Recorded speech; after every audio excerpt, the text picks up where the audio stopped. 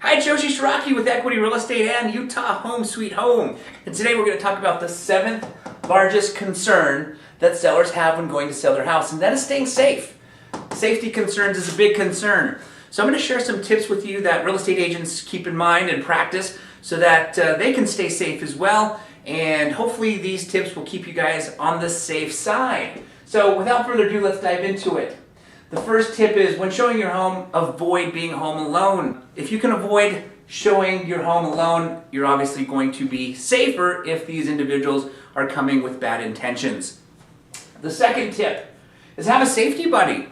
What's a safety buddy? Well, a safety buddy is someone you can check in and check out with when you're home alone, if you have to be alone, because this particular buyer can only come at a certain time and nobody else can be with you at that time to show your house. So for example, I might have, let's say my dad is my safety buddy, so I could say, hey Dad, today at 2 o'clock, this individual by the name of John Doe, whose phone number is this, is coming to see my house. Now you'll know the person's name, at least you'll know the name they've given you over the phone because you've already communicated with them to make this appointment for them to come see your house, and you'll know their number because you've already talked on the phone.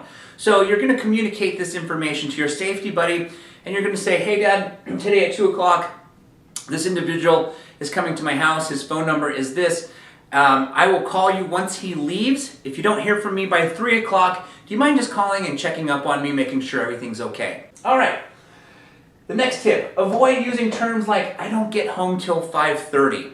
Because if this is an individual who's scoping your house to possibly burglarize it, he now knows he's safe to do so up until 5:30. So simply say terms like, a good time for me is 5:30. Basically, you're still going to tell them what time is a good time for you to show the home, but you're now just not announcing that's the time you happen to get home. All right? And the last potential tip here, the last tip here is let the potential buyer take the lead. You know, most homeowners, when going to show their home, they make the mistake of leading the tour instead of following the tour. You know, say something like, after you, and you'll notice down the hall, on the left is the master bedroom, on the right is the bathroom, and let them take the lead. This obviously keeps you safe because now you can keep your eyes on these individuals. Keep in mind, these are strangers, complete strangers that are walking through your home with you. So it's better to keep them in front of you where you can see them versus behind you. Also, another nice thing about doing this is you can watch their body language if there's anything in your home that excites them. You know, maybe they love the kitchen, and if you're in front of them and you can't see them behind you, they may react to falling in love with your kitchen. And by allowing them to be in front of you, you can read that body language, which could be helpful in the future when negotiating with them to remind them how much they loved your kitchen, so that you can start to build that emotional attachment to your home with that individual, with that potential buyer. All right, so hopefully these tips will keep you guys on the safe side.